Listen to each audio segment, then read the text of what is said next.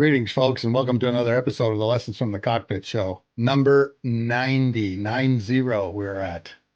I'm your host, Mark Hasara, and for over 24 years, I flew KC-135s for a living. Loved every minute of it. On the Lessons from the Cockpit Show, we interview some of the most fascinating and intriguing pilots, aircrew members, maintainers, and aviation enthusiasts from all over the world. We want to hear their stories, but more importantly, what did they learn from being in these extreme and extraordinary military, commercial, and even general aviation environments? Our purpose is to show how does the aviation world work, but more importantly, increase critical thinking skills both in the air and on the ground. Some of the stories that you're going to hear on the Lessons from the Cockpit Show are being told for the very first time. And today is one of those days. We're going to hear about an airplane that came really fast to the Air Force inventory and actually left pretty quickly, too. This episode is brought to you by Wall Pilot, custom aviation art for the walls of your home, office, or hangar. These are 4, 6, and 8-foot prints like you see above me of the KC-135-8874, my airplane when I was at Kadena. We have 151 ready to print, beautifully detailed aviation art, beautifully detailed profiles of your favorite aircraft from World War II all the way up to 5th gen fighters. We also do custom work. You can fill out a form and we'll do your favorite airplane with your name on it from your favorite unit and your favorite weapons load. Go to wallpilot.com and order a few of these ready to print or do a custom one because that's what keeps the show going. On today's show, we are interviewing Brian Sikkema. Flew KC-135s, but also flew the MC-12W Liberty, a full motion video aircraft. First time I've ever interviewed somebody from the Liberty. So, grab an adult beverage of your choice, sit down, strap in, and let's begin the Lessons from the Cockpit Show with my good friend Brian Sikkema. Hey, Brian, welcome to the Lessons from the Cockpit Show, brother. Hey, yeah, thanks for having me. I really appreciate it. Oh, it's great to have you on, man, because we got a lot to talk about. A lot to talk about. But, the first thing I always ask all my guests is, Brian, how did you become interested in aviation? You know, the funny thing about that, I saw that in your questions, and it's a good one that I don't have a great answer for. My mom actually asked me that once when I was a little bit older. She said, when did you get interested? When did you decide you wanted to be a pilot? And honestly, I didn't have an answer for it. I literally, as far back as I can remember, having kind of a goal of like, I want to be X. Pilot has been my answer. It's something I've always been interested in. But at the same time, I didn't come from an aviation family. Nobody in my family has an aviation background. So there's nothing that I can point to. Just, oh yeah, this is, my dad was a pilot, so but I always had that interest, and the best thing I can point to is probably my family did go to air shows when I was a little kid, and there were some big air shows there in Michigan that I remember going to as a kid. So I've always had an interest, but I can't really point to a specific point when it started. The best thing I do know is that I know that by middle school, I had decided that I wanted to be a pilot in the Air Force. So I know at that point, I knew that that's what I wanted to do, kind of in a more specific sense. But as far as wanting to be a pilot, it's something that has always interested me. So how did you get your commission? So I did ROTC. So in high school, actually in middle school, and that's why I remember specifically middle school as when I wanted to join the Air Force, is when I was in, I think, 7th grade. I actually wrote the Air Force Academy saying how interested I was and whatever, and they actually sent me some stuff back. And, hey, you're a little too young to apply, but, here's some information about the Academy. And then in high school, I was still interested in the Air Force Academy, and I talked to my school guidance counselor, and he said, hey, have you heard anything? Do you know anything about Civil Air Patrol? I'm like, never heard of it. No idea what you're talking about. He's like, well, one of your other classmates is also really interested in going to the Air Force Academy, and he's in this thing called Civil Air Patrol. And why don't you talk to him?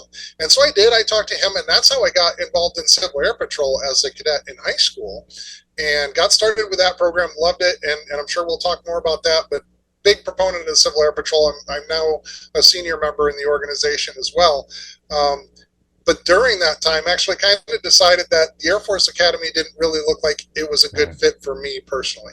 And so then I pursued ROTC, applied for and got an ROTC scholarship, and then went to Michigan Technological University in Houghton, Michigan, up in the snowy North Upper Peninsula, and did ROTC there, and then got my pilot slot from there and commissioned in 2006. So what engineering background did you go into? Mechanical, aero? Mechanical engineering. Okay. Yep. I literally, Brian, looked down the BYU catalog and said, what will get me out of here the fastest? That's how I picked it. And it was political science, fortunately for me, you know, and it's something I really enjoyed. But I went through the my same sister thing. actually, yeah, my sister actually teaches political science. Oh, does she really? Where? Yeah, that's what her degrees are in. But for me, I was interested in aeronautical at that time, but Michigan Tech did not have an aeronautical engineering program. So I went for the closest, most applicable thing. And then while I was at Michigan Tech, I actually got involved in a space propulsion laboratory. And so I've worked on some really exotic stuff in the space, because space is another big passion of mine, and that's actually, I got my master's degree from the University of North Dakota in space studies, so I have some background. So that was kind of how I got my aerospace, how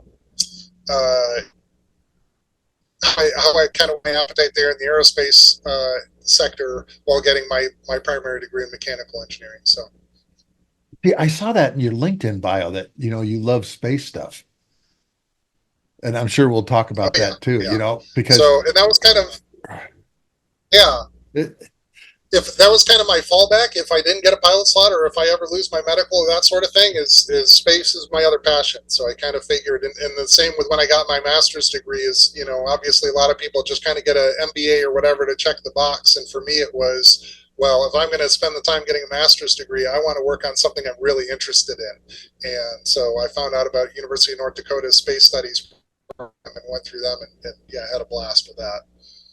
So is propulsion something that, you know, you've always been interested in? Because you mentioned propulsion and rocket motors and stuff like that. Not actually. The funny thing about it was the way I found out about that laboratory and the way I got involved is when I went to Michigan Tech my freshman year, I got involved in a group. It was like Students for the Exploration of Space or something. I forget the exact name of it, but they had a field trip essentially that they did. There's a conference every year at University of Michigan called the Michigan Space Grant Consortium. So they, you know, organization that gives out research grants and that sort of thing. And so we took this trip down to the University of Michigan, and while we were there, we got to tour a plasma propulsion laboratory at University of Michigan. Before that, I had no idea. Like, if you talked about ion thrusters, I would have thought that was purely science fiction. I had no idea they were actually a real thing. And so we got to see some of that. And one of the other individuals on that tour was a graduate student who's now one of my absolute best friends. We've been friends for many, many years now. And he was a graduate student at the laboratory of Michigan Tech. And the advisor there at Michigan Tech had been a graduate student underneath the professor at University of Michigan who was giving us this tour. So while I was on this tour, that's how I met my friend Alex, and I found out all this stuff. And we go back to Michigan Tech, and I just start hanging around the laboratory. And after a while, Dr. King, who was the advisor of that laboratory, is like, "Man, you're around all the time anyway. We might as well put you to work." And so I started I was an undergraduate research assistant in that laboratory for pretty much my entire time there at Tech. And it was funny because I remember a meeting we had when I was probably, you know, junior or senior or so, and Dr. King mentioning is like, yeah, he was like, "You're like the only undergraduate who's ever actually stuck around." He's like, "We always get people who are interested and they show up and they do, you know, they might be around for like a month or two and then they just disappear and you never hear from them again." But I stayed involved throughout that entire time. And the research that was going on there at the time was in that laboratory was what they call Hall effect thrusters, which is an electric propulsion spacecraft thruster. And Dr. King is now, he founded a company called Orbion that actually makes them commercially now for small satellites. Oh, and really? Several of the Interesting. graduate students that I worked with rather at that time are now working for Dr. King at Orbion. If I could ever convince my wife to move to the Upper Peninsula of Michigan, that would be high on my list of companies. A little too cold for her up there, huh? Yeah, just a bit. She's the beach bum between the two of us. I love the winter. I love the cold, but she's more than willing to visit and vacation up there, but live full time, no, not for her. And see, I saw in your LinkedIn bio that you had two different jobs that you were doing, like as an intern or something like that. That's fascinating, particularly in the kind of propulsion you're talking about.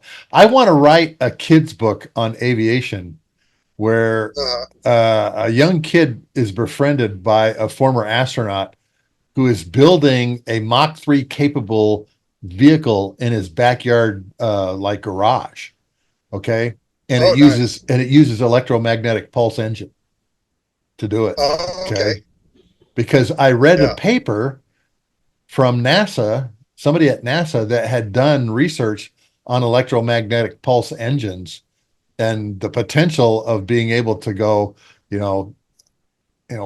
Mach 3, 4 with that kind of propulsion in the airplane. And, and he said, and it never runs out of gas. It's right. And when you get into the kind of propulsion you're talking about, everybody thinks ion, they think, oh, Star Trek, or Star Wars, the ion cannon, we're going to blow them away with the ion cannon, and don't realize that can also be used for thrust. Sure. Yeah. Yep. So where did you go to pilot training? So I went to pilot training at Vance Air Force Base. I was actually originally slotted to, when I first got my pilot slot, I was supposed to go to Moody for T6s. And then before I started pilot training, Moody closed down and I got reassigned to Vance. So I went, after I graduated, I did about 6 months on casual status at Wright-Patterson Air Force Base in Ohio. And then from there, I went to Vance for pilot training. What were you doing at Wright-Pat? As little as humanly possible. Casual status shenanigans. But no, honestly, so all of us casual students were attached to the OSS up. I'm not sure if this is how they still kind of run it. I know it's gone through changes over the years, but when I was, when I commissioned, essentially what they did for the guys waiting to start pilot training is typically the closest Air Force base to where you were, to where you lived, and you were attached to the OSS of that base, and then they kind of farmed you out from there. At least they did at Wright-Patterson. So when I got to Wright-Patterson, originally I actually worked in the ammo flight, which fell under OSS there, which was interesting because there were, there's no fighters or anything stationed at Wright-Patterson, right? So we don't have that kind of ammo, and they had a lot of like small arms. But what is at Wright-Patterson is NASIC, oh gosh, I don't even know if I could tell you what the acronym stands for, but essentially a lot of, the master, I shouldn't say masters because I think they do doctorates, but the advanced graduate studies, but it all, NASIC takes a lot of looks at adversary capabilities, right? Yeah. So some of the things we had in storage at the ammo depot at Wright-Patterson were not U.S., put it that way, right? So we had some interesting things out there. And then I remember there was a Sukhoi parked on the ramp at Wright-Patterson for quite a while. That was just kind of there, Su-27, just parked at the base. So I was in the ammo shop for a couple of months, and then they moved me over to the 54th Airlift, which was a tenant unit there. So I still belonged to the OSS, but I was with the 54th Airlift, which was a C-21 unit at the time that was in the process of closing down. They actually closed while I was there. So that was kind of interesting too, in that at one point I think they had twice as many airplanes as they had pilots. They had like 13 tails assigned, and at the very end there, they were down to 6 or 7 pilots. but I would do things like, when the missions they did have, I'd put together the binder with, hey, here's all your Yeah. NOTAMs, and when all that stuff was still paper. Yeah. So I did that until I went off to pilot training. Huh. That must have been very fascinating being involved in that kind of intelligence with adversary air. Right, and I will only say I was. To call me involved is probably a stretch, but it was interesting to, especially as a brand new graduate, to realize some of those things that are going on. Right, like I'm fresh out of college, you don't know anything about anything at that point. It's like, oh, hey, what in the world is this sitting here? Again, I'm an airplane buff, right? So I noticed right away, like, there's a C-27 sitting on the ramp. Why is that here? What is going on? And kind of learning more about that. When I was at the Joint Forces Staff College teaching, I was the Air Force air power expertise, and we would have government agencies bring their people in for what they called MILFAM, military familiarization. Okay. So I would teach all the Air Force stuff. And Right. a lot of these people were like you, had incredible degrees. And there was two gals that I had in the class that were going to NASIC and working at DIA also. Oh, yeah. And one gal, her whole field of study was Russian air-to-air missiles. And so Yeah. she was going to be like the government expertise on Russian air-to-air missiles. And the other gal was aero engineer, had her master's, and was going to be like the airframe expert. And she said, I'm going to be like taking apart and putting back together Su-27s and Yeah. MiG-29 Fulcrums and all these kinds of things. It was really fascinating having them in the class because they understood missiles and stuff like that, but they didn't understand, how do you employ them and things like that. Right. And it was Sure. just really fascinating talking to them where they were going to Oh, I'm go. sure. And I interviewed a guy that flew with the Red Eagles. Matter of fact, I talked to him this morning. He's writing a book about it. And Oh, wow. he just loved flying MiG-21s and MiG-23s back when the Red Eagles were going. And that has always been fascinating to me, adversary air, and now think about it. You can actually pay, what is it, like $50,000 and go up in a Foxhound, to like, what is it, 60,000 feet or something crazy. So when we get to talking about the B-25 stuff later, remind me of this because do you know who Jared Isaacman is? He just did the spacewalk with SpaceX on the Polaris Yeah, Dawn. yeah. And he's the founder of one of these adversary companies. I forget which one I don't remember if he's Top Aces or which company Yeah. is his, but he's the founder of one of those companies and he's got a MiG-29.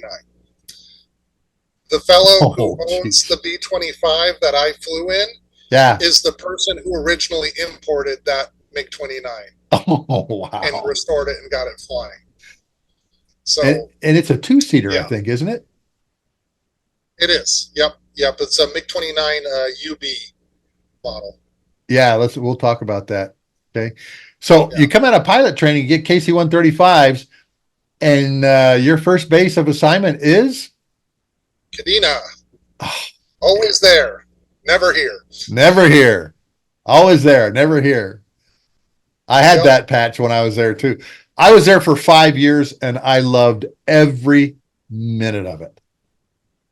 I tell you, I ended up being there for 3.5. I extended just a little bit. I can't say that I loved every minute of it, but there were a lot of things about it that I absolutely did love. There were some drawbacks, but in terms of a fantastic tanker assignment, for sure. I put that right at the top.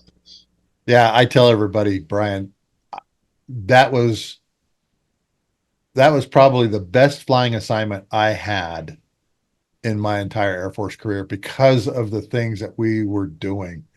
Every Right. day we had tankers were flying strategic, operational, or tactical missions every day. Yep. Yep. And fortunately for me, I kind of went a different direction. I ended up in weapons and tactics and doing all the war planning and everything, which I absolutely loved. Yep. Absolutely So loved. I actually spent some time in the tactics shop at Kadena when I was there. So I was Wasn't that fabulous? It Oh was. my It was gosh, it was super. fabulous, you know. And It really was. I don't know if this was going on when you were there, but our wing commander at the time, Jeffrey George Cliver, Sea Liver, biggest F-15 pilot I've ever met. He must have been about 6'7", brigadier general. He said, I want all of you flying in each other's cockpits. He opened the cockpits up to everybody. Even the boom operators could go fly in the F-15s. Yeah. They did still have that program when I was there, and it's one of the things I kick myself that very few people ever went through the rigmarole of taking advantage of it. And I regret that to this day. I wish I would have. I've got 3 flights in the F-15. I don't know how many rides in the back end of the AWACS. 2 helicopter rides. My very first one, Brian, at night on night vision goggles in formation. Oh, wow. My first helicopter ride with the 33rd, which was, and you know, that was the one thing I loved about Kadena is if you wanted to get involved, you could really get involved in a lot of stuff, you know. Yep. I actually got involved in a special operations exercise that had a 35-year NDA. Couldn't talk about it for 35 years. Okay. Yeah. My kids all asked me, Dad, were you ever involved in some stuff that you can't talk about? And I went, oh, yeah. Oh, yeah. Yep. My escort at this was a SEAL team sniper, which was really fascinating. And that's something, you know, and again, the tankers get involved with everything. You know, they always say nobody kicks ass without tanker gas. And believe it or not, they needed air refueling for this thing. And it was pretty spectacular. Yeah. It was pretty interesting watching all this. So anyway, you left there, and is that when you went to MC-12s? Yeah. So it was actually kind of funny. It's coming up on my time at Kadena. You know, as you know, when you're overseas, it's a little different than stateside where you have a DROS and you know, like, I am leaving this assignment at this time. Yeah. And so it's coming up on assignment time, and I'll never forget. I was in Alaska. I was TDY in Alaska. At Eielson for something or other. It wasn't I think it was probably just a coronet movement. But I was in Alaska, and I got a call from my flight commander at the time, Ian Slasnick. And Slaz called me up, and he said, hey, man, our squadron just got tagged with a must-fill MC-12 to Beale. Are you interested? If you want it, it's yours. And the other flip side of that coin was I had actually put McConnell as my number one choice on my normal assignment preferences. And I knew that if I didn't do the MC-12 to Beale, it was like a 99% chance I was going to McConnell. And so it was really interesting, and I'm sure you'll appreciate from an Air Force perspective how unique this situation was, in that I was essentially getting to pick my assignment in a way, right? Like I was like, what do you want, A or B? Whichever I wanted, I was probably going to get. So I called the wife and we talked over, because I knew at this stage, I knew nothing about the MC-12. I knew it existed, but beyond that, I did not know its mission. We had one of our pilots at the 909th who had flown it. As you may or may not know, the MC-12 program was stood up very quickly. It was actually, they say it's the fastest airplane to go from concept to operational since the P-51 Mustang. And in fact, it was named the MC-12 Liberty after the Liberty ships of World War II. And again, kind of drawing on that, hey, we have this capability gap, which at the time was what they call FMV, full motion video, right? Yeah. As Iraq and Afghanistan are going on, and the commanders have this insatiable thirst for as much battlefield intelligence and as much full motion video as they can get their hands on, and we just don't have the capability. This was the way to build that capability very quickly.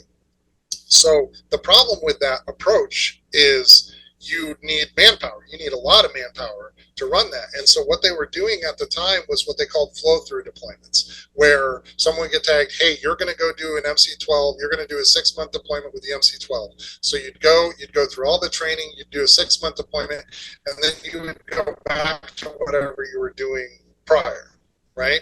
And so we had one of our pilots at the 909th, Scott Noak, who actually later, he was at Beale with me. He became a permanent party MC-12 guy and was the DO of the 489th Squadron there, Beale for a while.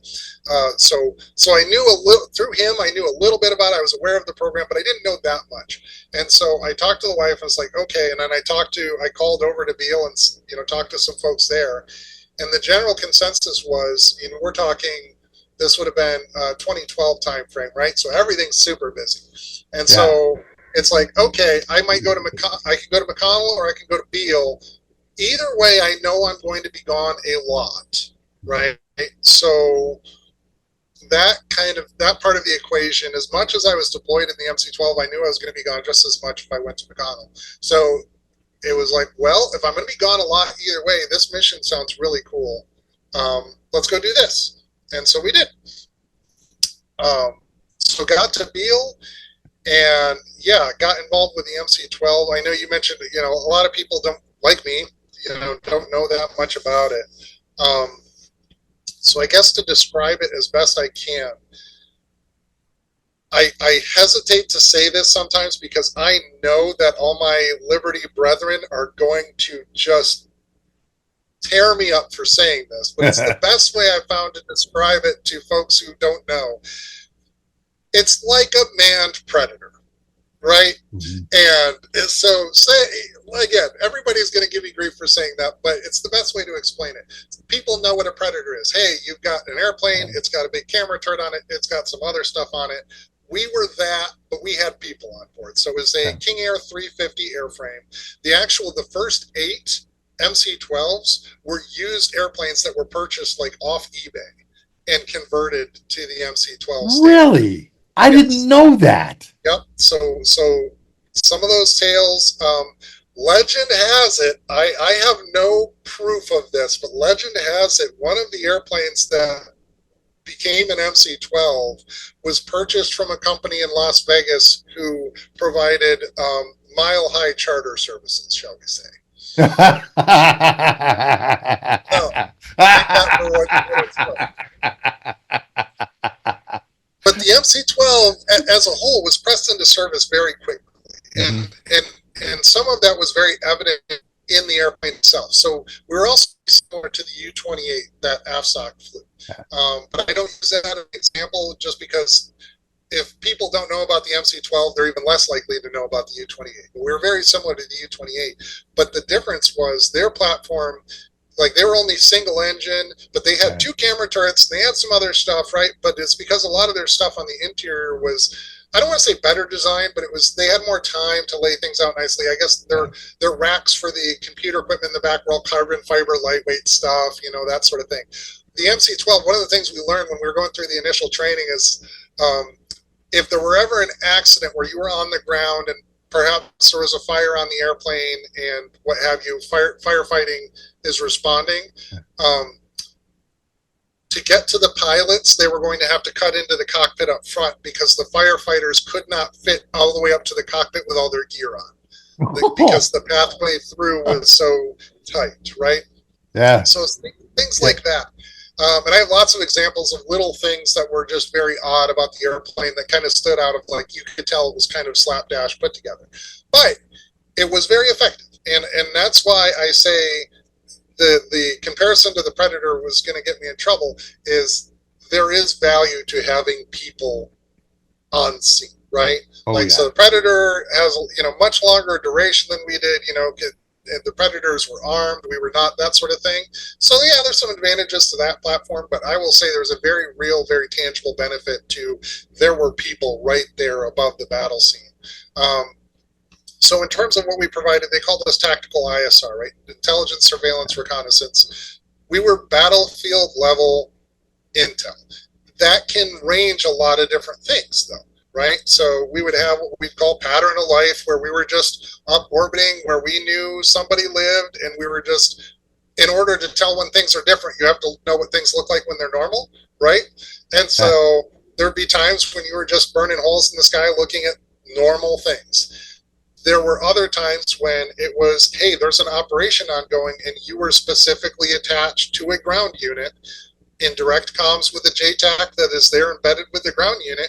And I can't tell you how many troops in contact I was involved with, right? I can't tell you with how many operations where they were rolling bad guys up, all those sorts of things, right? So it was a very dynamic mission. You could see a wide range of different things happening, and it was very rewarding. I would say it was easily the most rewarding mission I was involved with in my time in the Air Force, just because it was that direct impact of, I am talking to the guy on the ground. I can tell him there is bad things happening right here. There is, one of the times that kind of highlighted for me that I can talk about, that I'm comfortable talking about.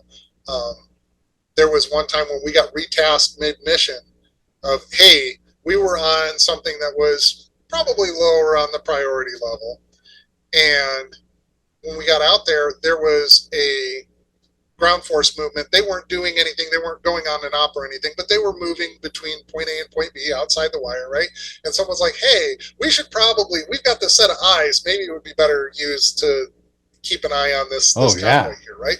Makes sense to me, and I agree. So they retasked us over, and they pushed us over. But as any time with a retasking, it's like it takes some time sometimes for information to flow through. So one of the things we got right away was we got the location. We went over there. We got eyes on the convoy. What we didn't have right away was the frequencies they were working, right? And so we get eyes on this convoy, and at the front of the convoy is essentially almost like a road grader that they used for IED, sweeping. Right? Mm-hmm. But it's a very long vehicle, very long wheelbase on this vehicle, right? And we're watching it, and when you're providing ground force overwatch, right, you're not just staring at the good guys, you're looking around them to make sure that there's no bad guys, right? Yeah. Like so we're scanning out in front of them, and we realize in the road, I don't know what happened, if there was like an earthquake or something, but there was a gigantic ledge in the road. It was like the road had fractured and there was this giant drop off, and we're sitting here looking at this long wheelbase vehicle with limited visibility and watching helplessly.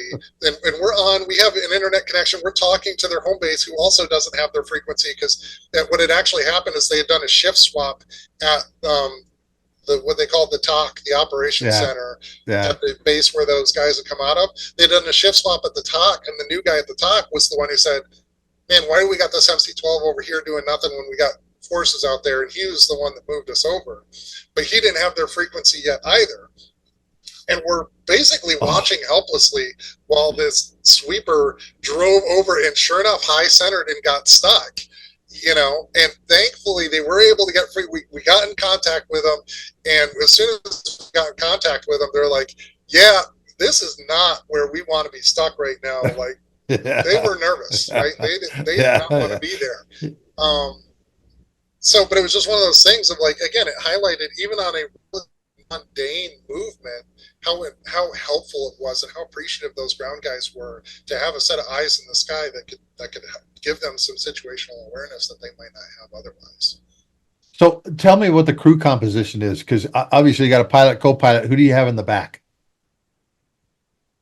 Right. So, I'll adjust that slightly. So we had a pilot and a mission commander, not a pilot and a co-pilot. Okay. And the MC-12 was unique amongst a lot of Air Force airplanes in that the pilot, who'd be the junior guy, actually sat in the left seat, and the mission commander sat in the right seat. The reason for that being, our typical orbit when we were working would be a left-hand turning orbit, so just like between the tanker and the MC-12, I have a left turn. I think I could You've done a lot of left turns. But so since a lot of left turns, So since our normal turning orbit, the MC-12 was the left turns, they put the pilot who did the bulk of the thing on the left side, so that he could look out as needed. The reason he did the bulk of the flying was as the mission commander. Yes, I was qualified to fly the airplane. I did fly the airplane. And we obviously kept up currency on takeoffs and landings and that sort of thing. But it was a much bigger job than your typical, in the KC-135, right? As the aircraft commander, yes, you're managing the crew, you're flying the airplane.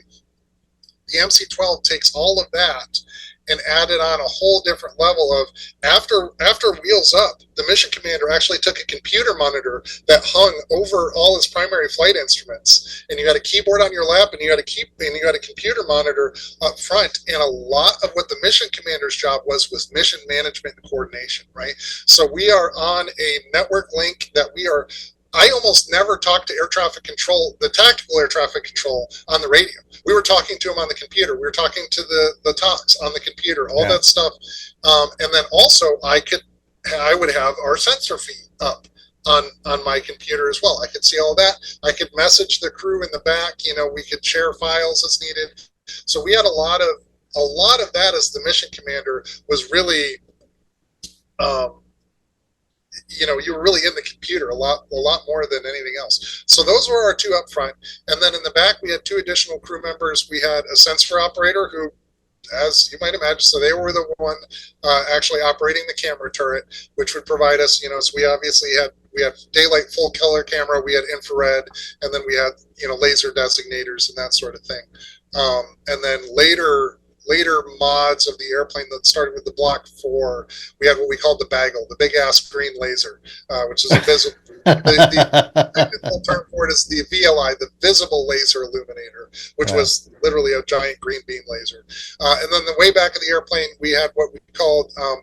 It changed names several times. For the bulk of my time in the MC-12, we called them TISOs, the Tactical Systems Operator, and what they dealt with is not for me to discuss. Interesting. So they operated other systems on the airplane. Yeah, and I can imagine what those are. Yeah, I imagine most people can. Well, spending as much time as I did in a KAOC,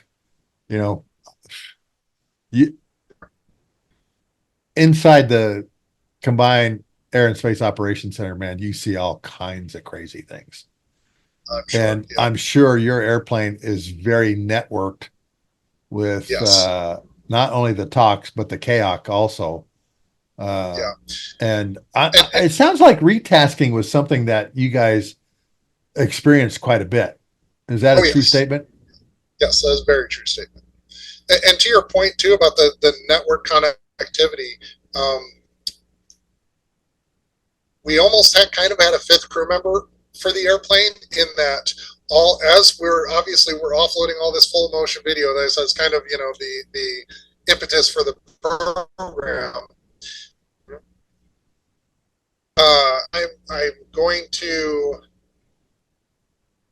pause here because I don't want to misstate I don't recall the official name of the centers that did this, but essentially we had a imagery analyst who was assigned to our mission remotely.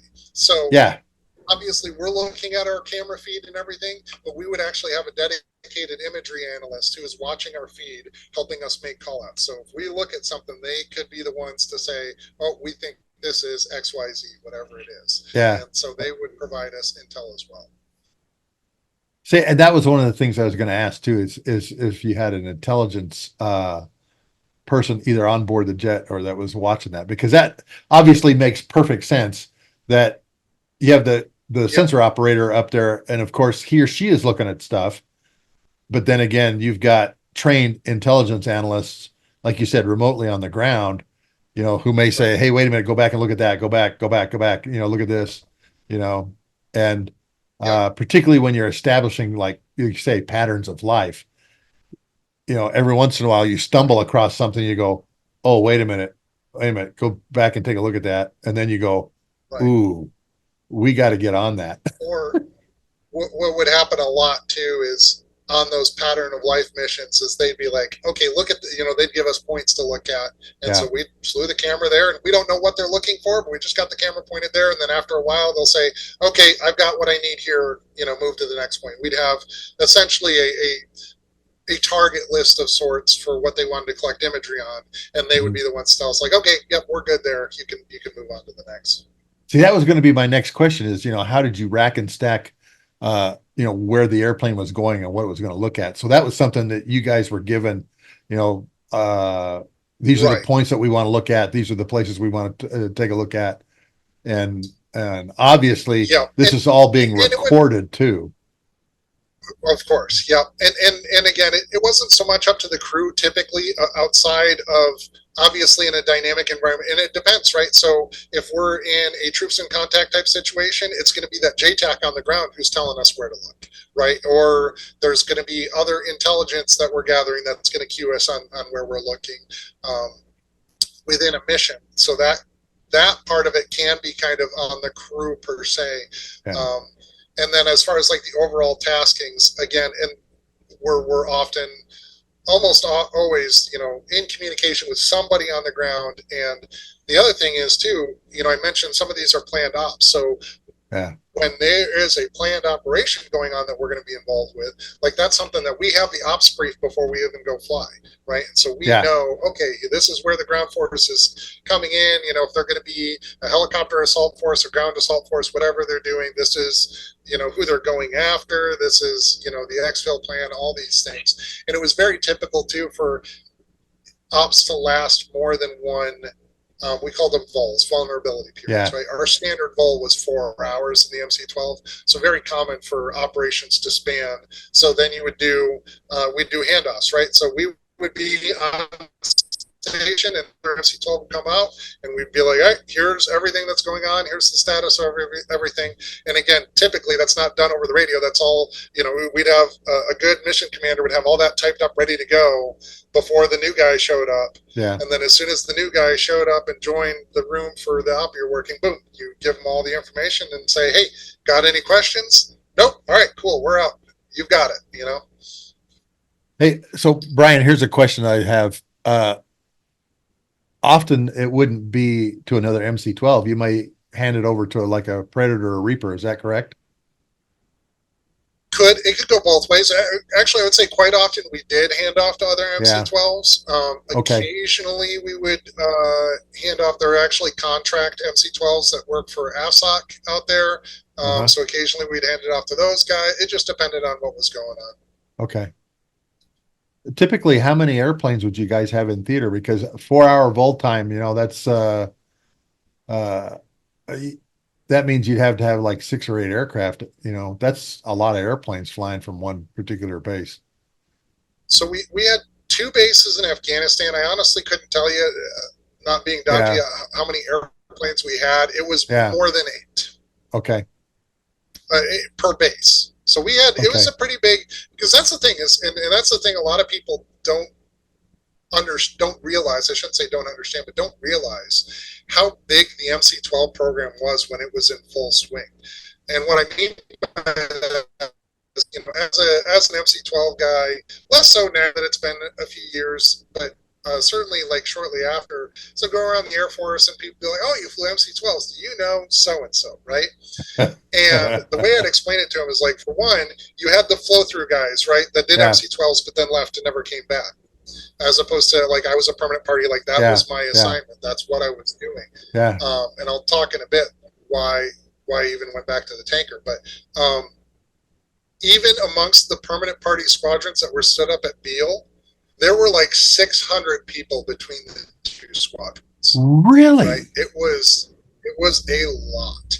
And of those, our typical deployment tempo was 1-to-1 deployment, deploy to dwell, 6 months at a time. So you'd be deployed for 6 months, you'd be home for 6 months. So if you ended up on an opposite of rotation of somebody, you never saw them. And on the flip side, the people you were on the rotation with, you saw all year round. The time. So I actually had a friend of mine from Civil Air Patrol who was in my Civil Air Patrol squadron when I was in high school. He and I were stationed at Beale together, and I think I saw him once the entire time I was there. Because we were just on the opposite schedule. I kid you not, I never saw him. And we were stationed together for the full 3 years I was there. So, but it was a massive program. It really was. You know what? And are correct. It filled an incredible capability gap that we had, like you said, for full motion video. A very good friend of mine was the strategist during the surge. Okay. And he said their operations changed significantly when they tied a full motion video asset to the ground unit. I'm sure. He says, we were literally just throwing up the predators willy nilly. Okay, you go here and look, you go here and look. And as soon as he and the chief of strategy made the decision, well, let's tie them to operations. Let's put these guys overhead like Overwatch. Right. He said things changed significantly for them, and they got significant amounts of intelligence information when they did that. You know, and you mentioned, you're tied to this operation, you're tied to this group and stuff like that. And it just reminded me of what he said was, once we married up the full motion video with the guys on the ground, he says, man, we were finding all kinds of targets, Yep. and allowed And us. then, Well, and one of the things he told me too, he said, we could kind of visually look at the house they're going to go kick the door in, and we'd show up like an hour and a half prior to them going in and doing this. And he said their casualty rate went way down too. sure. Because the other thing he did is he told the Army, let me knock on the door first. And they all said, well, what do you mean by that? He said, let me drop a 500-pound bomb on it and let me kick in the door. All right. Sure. And then you guys just go clean up the mess. And he told me, he says, man, casualties dropped significantly when they started doing that.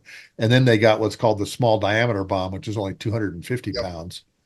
And it was the same thing, the GBU 12 500-pound bomb tend to bring down the whole building, but it would only bring down that building. The small diameter bomb, of course, would go in the house, blow out all the walls, blow out everybody's eardrums, but the house would still be standing, and they could go in and just kind of, sweep out anything that they needed. Yeah. And he told me that once they put full motion video with the guys on the ground and let them knock on the door, that casualties dropped significantly.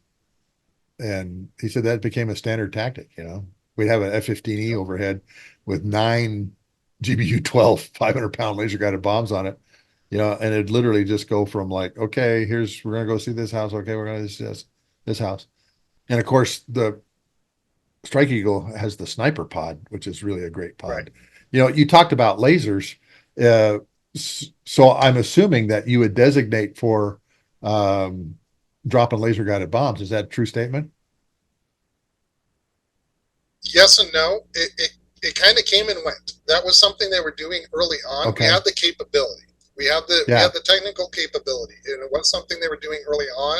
Then they stopped it for a while, and then actually shortly towards the tail end of my time in the MC-12, they were starting to train it back up again, and so it was really a training thing. And I think that was the bulk of it. Is like there was a time period where, because we were pushing so many people into the program and what have you, like, all right, this is a bridge too far for all these new guys. Once we were getting more established, they were standing up a training program to get us re-qualified to that. So the jet had the capability, but it was really just a training piece for the aircrew. Yeah, and if I remember right, the sensor ball you guys had on your airplanes was phenomenal. I liked it. I'll put it that way. there are bigger, because the thing is with optics, any sort of optics, size matters, right? Like that's the pure and simple of it. So when you get into like the AC-130s, MC-130s, their sensor turret was similar model to ours, but even bigger, right? So that it's some really impressive capabilities. But yes, ours was pretty good. I had a good friend who was a AC-130 guy, and he told me, he goes, particularly the newer sensor balls that they have, he said, you know, he said, holy smokes, Mark, I can see their mustaches, for crying out loud. I mean, Oh, really, sure. Yeah. really good stuff. So how long did you fly the MC-12? So I flew the MC-12 for about 3 years. So that was kind of what I alluded to earlier. You were talking about like how much tactics changed and how useful the program Yeah. was and all these things. So the MC-12 first flew in 2009. I came to the program in 2012. So Yeah. it was brand new at this time, right? Yeah.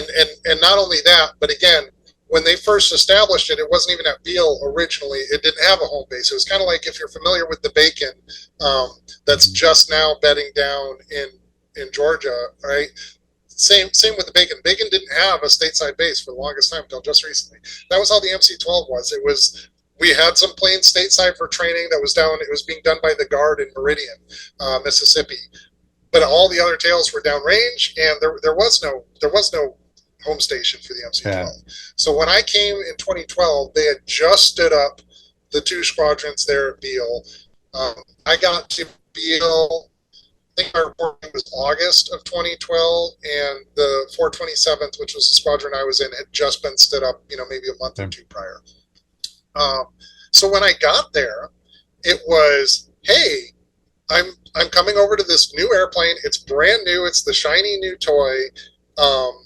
This is the only base it's at. I'm expecting to be there for a while. My wife and I had that conversation of like, okay, we're probably going to be settling down in California for a while. They reclassed us. I was an 11M, mobility KC-135 pilot. When I started, I got reclassed as an 11R reconnaissance pilot as my primary AFSC. I mean, we became MC-12 people. Yeah. And then about a year and a half into my assignment, the news came out, oh, hey, guess what? The Air Force is going to divest this aircraft. We're going to get rid of it. And, of course, it ended up going to the Air National Guard, to an AFSOC Guard unit at Oklahoma City. But initially, that wasn't even the plan, at least. And I'll caveat this with company grade officer level intel and rumors, right? But what I had been told at the time when we were divesting is that the AFSOC did not want the MC-12 in the configuration that we had it. They wanted a slightly different, they liked the airplane just fine, but they wanted a slightly different configuration. Primarily, they wanted 2 sensor turrets. So the U-28 has 2 sensor turrets. Some of the contract MC-12s are set up with 2 sensor turrets, and AFSOC really likes that setup. And what I was told, talking to some folks that were involved at the time, was they went to, I think it was L3 that did the modifications. They went to whoever did the modifications for the MC-12 and said, hey, what would it cost us to get them outfitted the way we want them? And they got quoted this ridiculous price where they're like, why don't we just go buy new airplanes, right, if that's what it's going to cost us. So at the time I left the MC-12, which was... again, mid-2015, my understanding was that AFSOC didn't want them. The Army bought 8 of them, and so it was kind of interesting. I was at a Bagram Air Force or Air Base for both my deployments in the MC-12. My second deployment out to Bagram, the Army, it was already set in works that the Army was buying these airplanes. So the Army had trained up some of their kind of initial cadre and deployed them with the Air Force to gain experience.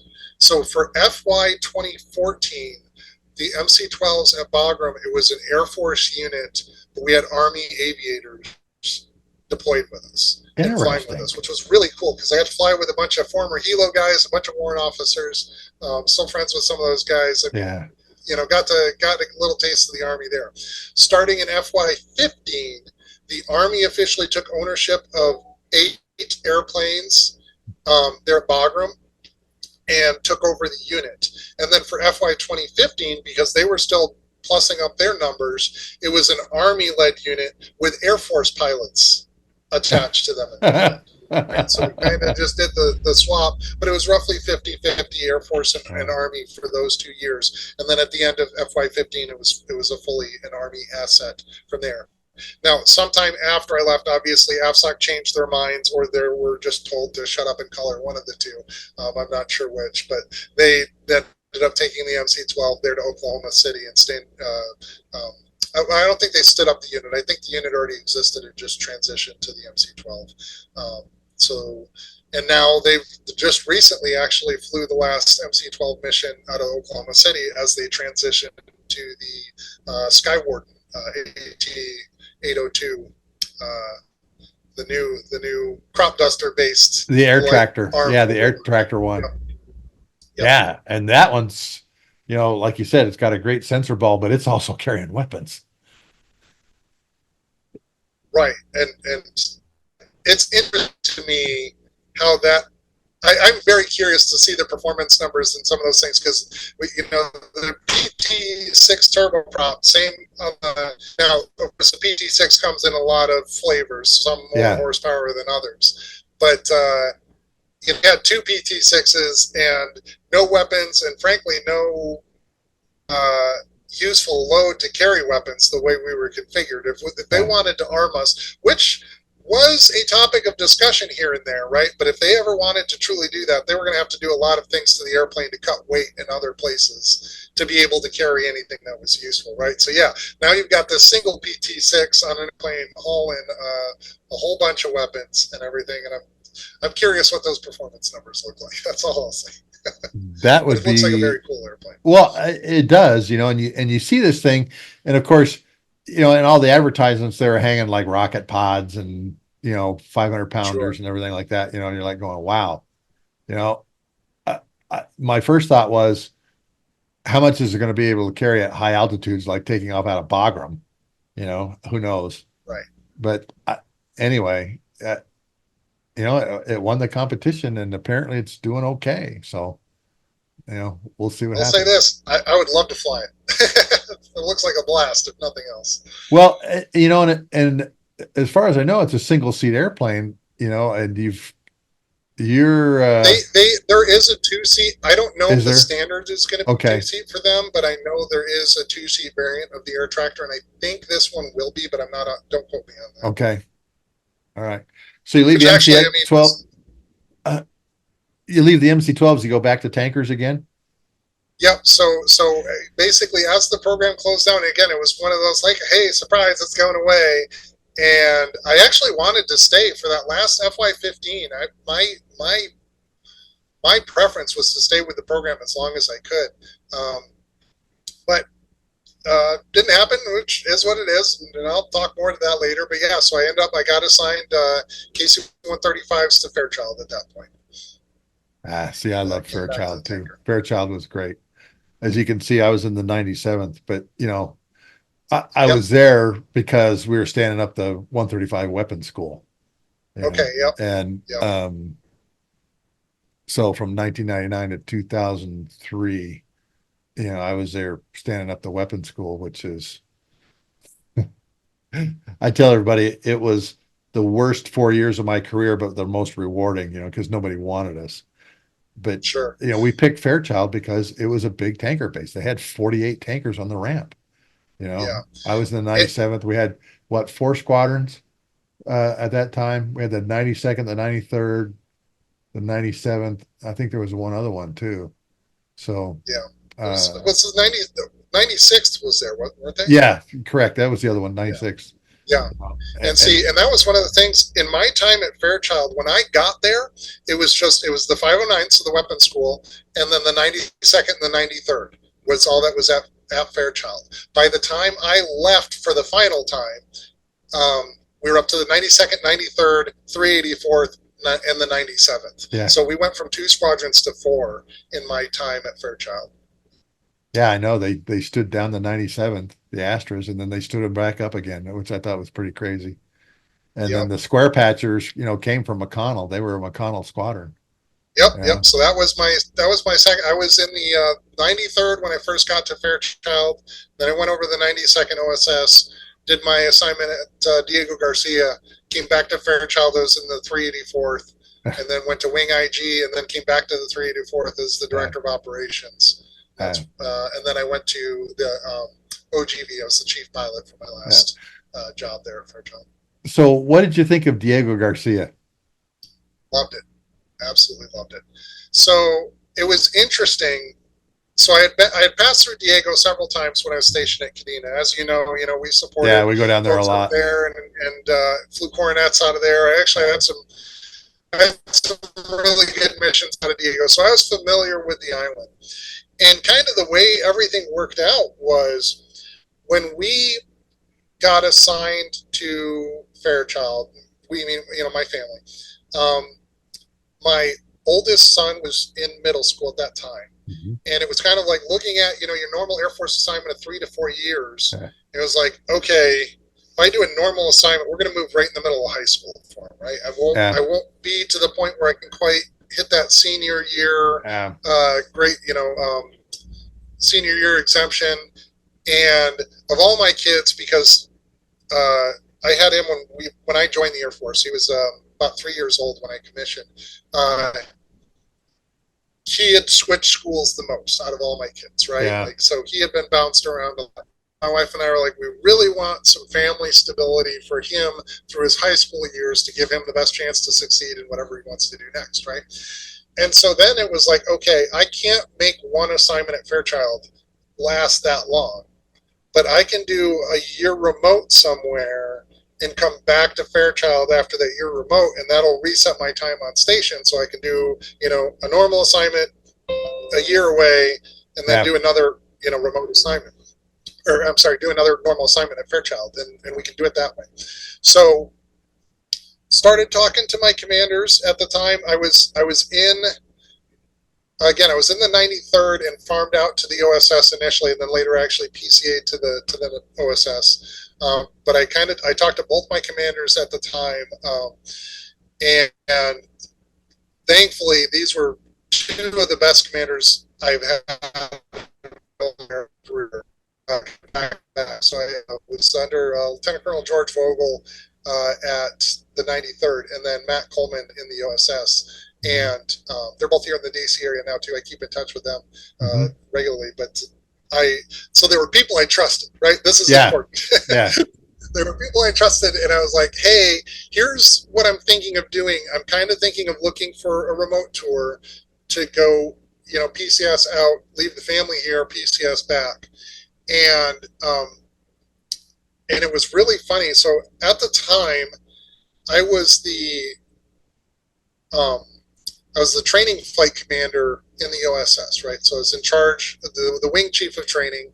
And at the time, we were just standing up, I would say just standing up, but the Block 45, the KC-135 was coming online. Fairchild at that point, McConnell had originally been the lead base for for Block 45 training.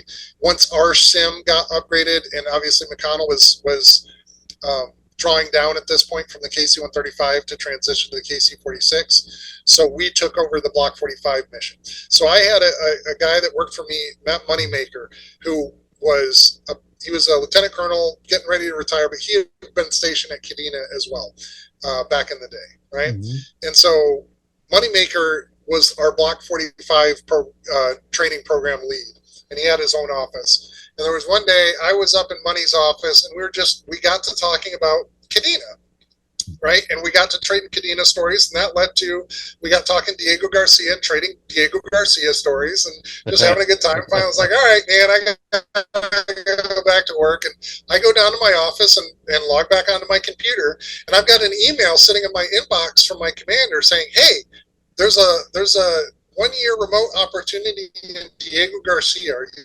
interested? And I'm like, yeah, I can do this, right?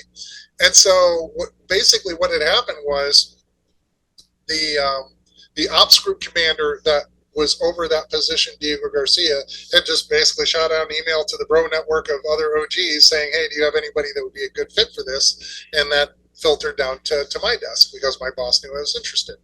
So the actual position I held at Diego, so I of course talked to the wife, and I talked to my bosses and everything, and finally said, yeah, this seems like a good fit. The folks out there kind of did a phone interview with me, and it all lined up. So the position I was actually in out there, I was the detachment commander of the Air Mobility Det 1 of the 730th Air Mobility Squadron, which the 730th is out of Yokota, Japan. Mm-hmm. But for folks that aren't familiar, right, what the Air Mobility Squadrons at all these bases and detachments like me do is we are what we call the en route structure of Air Mobility Command, Yep. right? So as opposed to, you know, if a tanker, like when I was at Kadena, I'm assigned to the 909th and all my needs are handled through the 909th. If you're an AMC tanker passing through Kadena and you need support of, you know, maintenance, whatever, right, that goes through the AMSs, that goes through the Air Mobility Squadrons. So in Diego Garcia, what I was in charge of as the deck commander is we had a small AMCC command post. And I have to give a shout out to my command post folks because they were the reason that I was there, right? Yeah. The reason I say that is that job was very much a logistics job, right? And I am not a logistician. However, per Air Force regulation, the person in charge of a command post is always a rated individual. Ever since they got, you know, there used to be officer command post positions. When they got rid of those positions, they said, okay, the officer in charge is going to be a rated person, right? So if it wasn't for that command post there, my job would have been filled by a logistician. And I know this because I had a sister detachment, Det 2 was at Pile of Our, Singapore. They had all the same stuff that I did, but they didn't have a command post, and it was a logging, right? So I was always very grateful for my command post folks. But we had the command post. Then I had one maintainer who helped manage all the basically when folks would come through, if they need parts, my cap, that sort of thing. And they also provided oversight of our transit alert. And then I had a logistician who helped provide oversight of our terminals. So we had a passenger terminal and a cargo terminal. Yeah. So on the Air Force side of things, I had 6 or 7 people, depending on the time period, for Air Force people.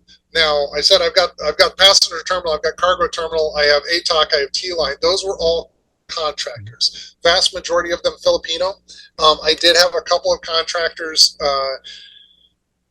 Couple of guys, one of them, we called him Uncle Bob, Uncle Bob and Sir George. And Uncle Bob and Sir George were both, they were both prior Air Force. George he was retired Chief Master Sergeant. He was Filipino, and, you know, so he, you know, spoke Tagalog and all that very obviously fluently, as well as English. So he was he was the head guy on the contractor side. He was the one in charge of all of that, and a fantastic resource. And between his time in the Air Force and then his time as a contractor, at the time I had been there back in 2017 to 2018, he had over 20 years on the island, and he's still there. Right. So, like, of course, he gets off island occasionally. You know, he's got a house back in the Philippines, and, you know, but so Uncle Bob and Sir George, they had, and a lot of my contractors, even, you know, just the normal contractors, a lot of those folks had a tremendous amount of time on the island. They depending on who was running the main contract at the time, it would vary a little bit. When I got there, they were doing 2-year stints on island, and then they would go home for a certain amount of time, and then they would come back, and then it changed to 1 year at a time with a smaller break. So it would vary a little bit, but they basically lived and worked on the island, because the job opportunities in the Philippines are, you know, not nearly what they are in other places. Nor do they pay as well. Yeah, nor do they pay as well. And then also, when I talked to one of my contractors, schooling over there, they have to pay for their schooling. There's no free public education like we're used to in the United States. I didn't know that. So, yeah, so a lot of these folks, they're sacrificing a lot of time away from their family, but in order to provide those education benefits that we take for granted. I have so much respect for all my contractors that worked for me then. I'm still friends with a lot of them, and I mean, just the hardest working people you'll ever meet, but it's very endearing. Family is so important as a culture, you know, for them, and to see firsthand the sacrifices that they make to try and put their kids into a better schools, you know, better schools, life, better situation, better family life. I know. Really cool. I've talked to a lot of Filipinos that do in Saudi Arabia is the same thing. You know, they go up there, they'll spend a couple of years up there, right? Well, but they make ridiculous amounts of money, and actually, and they go home and live like kings, right? You know. So my brother-in-law is actually Filipino, my wife's husband, and that was his lived experience as well. His dad took a job in Zambia, working for some mines out there, and so he would spend his summers in Zambia with the parents, and then he would go back to boarding school in the Philippines during the school year. And so, yeah, very, very interesting upbringing. And so anyway, so as a detachment, essentially, like I said, any AMC mission that passed through, we were supporting, and that includes not only what we call the gray tails, C-17, C-5s, KC-135s passing through, that sort of thing, but also contract missions, right? So we had standard rotators that would come through, and so bringing anything that came by air, right? We managed, and then of course, Navy aircraft would come through, we'd support and what have you. And then there was also a detachment run by PACAF out there. Their mission was more. They had a larger detachment. They had more people, but their mission was distinct and different in that they were there to, as we called it, the warm base concept, right? Yeah. So as you know, Diego Garcia saw a lot of operations in early Iraq or early 2001, OIF 2002. and 2003, that place was yep, exactly. Packed. Right. And so that was all PACAF. They were the ones that maintained custody of all the vehicles, all the tents for setting up Tent City, all that sort of stuff. And so we were like the day-to-day ops side of things. We managed everything that happened on a regular basis.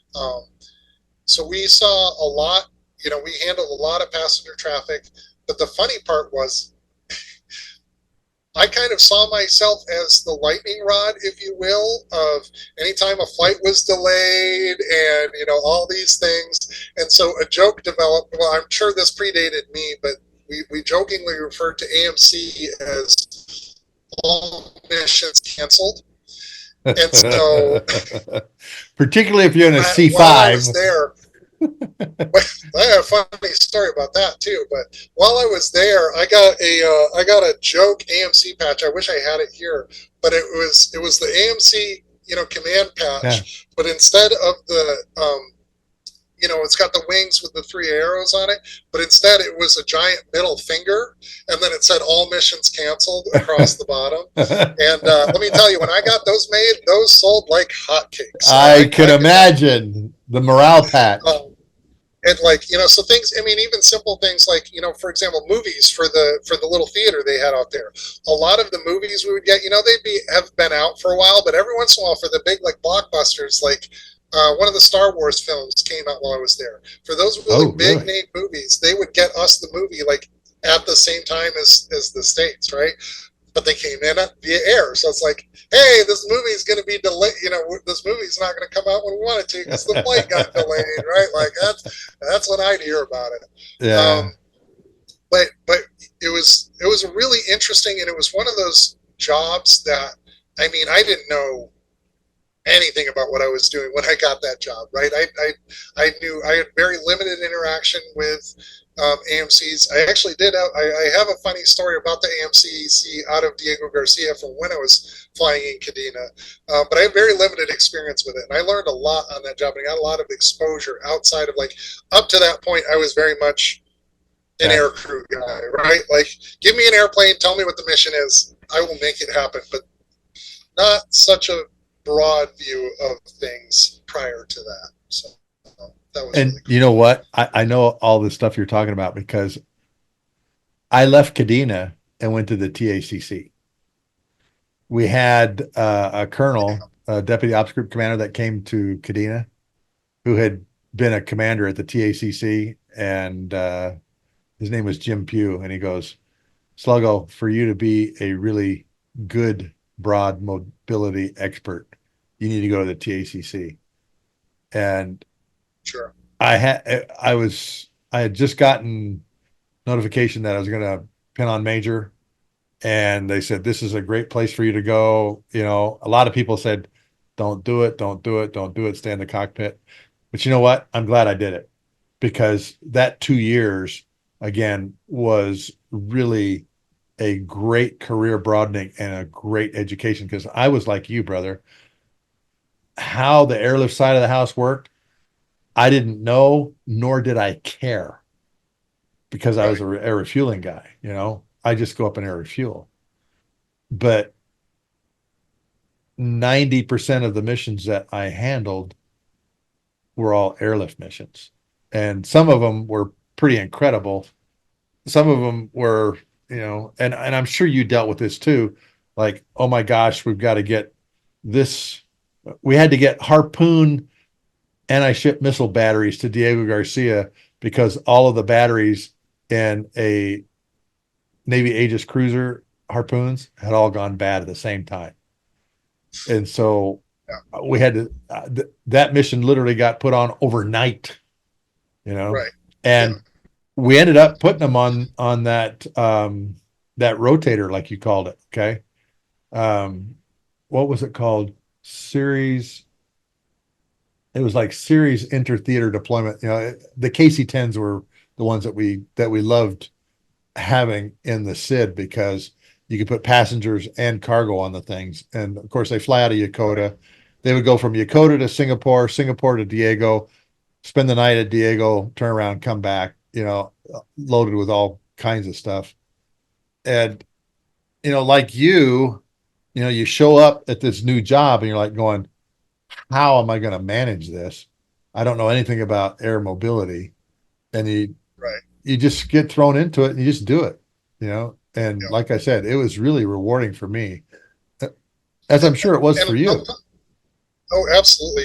And honestly, I'll say the other thing that was extremely rewarding was excuse me, leading the people, right? Yeah. Up to that point, I was a flight commander, but like how much responsibility really is that, whatever. Yeah. I get to Diego Garcia and I am on G series orders. I am a commander, right? Yeah. And dealing with the personnel issues, dealing with discipline issues, dealing with, all sorts of things. And while I was not in charge of the contractors per se, right? Yeah. Our job was to evaluate the contract, but they obviously have their own civilian leadership structure, but still like, I'm trying to take care of those people as well. They're the ones doing the bulk of the work, doing the job for me, and trying to manage that. But really, I think some of my biggest the things I look back on, there was a lot of rewarding things that happened there, and a lot of things that maybe didn't go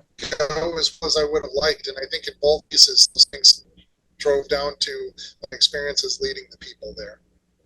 Well, and the other thing too is being stuck on Diego Garcia is not a bad thing. I ended up being deployed down there for 4 months. This was after 9/11, and all we were doing was B-52s. El Dorado and Durango were the two air refueling areas.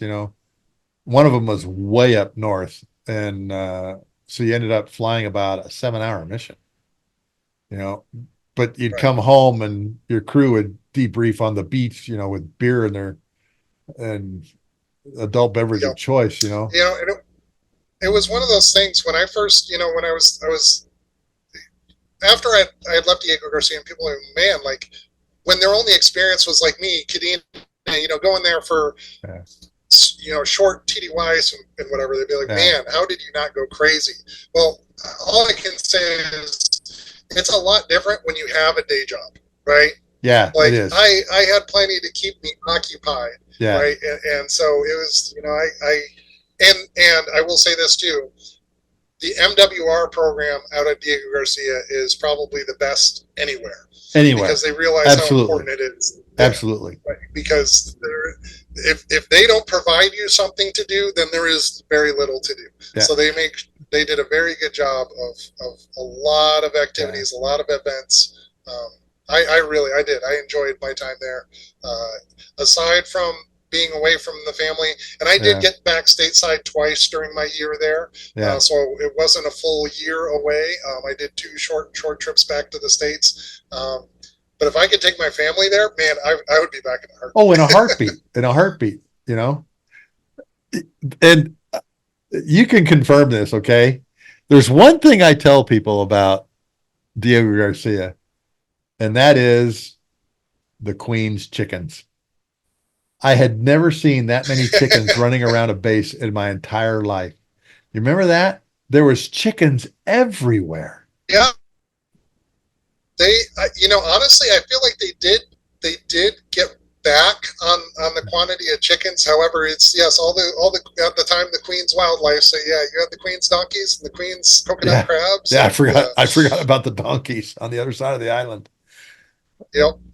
We had a lot of crews, like you said, NWR there was fabulous. Okay. We had a lot of crews that would hop on those old World War II Higgins boats and go deep sea fishing, for tuna and stuff like that. I mean, there was some big Bob Marley sharks there though too. But the guys loved going fishing. The guys and gals loved going fishing. And I remember snorkeling in the lagoon. And the water, So you could see like 100 yards underwater. Oh yeah, that was one of the perks of my job. Is my room was about 30 feet from the beach. Oh, first really? floor. I mean, I could walk out and I could be snorkeling in less than a minute. Oh, walking out the front. Yeah. Of the See, I deployed there from Fairchild after working at the weapons school. I went to the 97th, and I had 5 deployments after 9/11. 3 of them were chief of the air refueling control team at the PSAT KAOC. One was to Incirlik and one was to Diego Garcia, both of them for a long time too. And I had a brand new co-pilot, an instructor boom operator. This was literally my co-pilot's very first deployment. And we get stuck over there for like 4 months, but I'd been through the weapons school. I was a lieutenant colonel. I was a LCAC and a KC. I got to teach him a lot of stuff, but I made sure that all the guys were anxiously engaged in either flying. And I told them, I says, look, if you're not flying, man, go find something to do.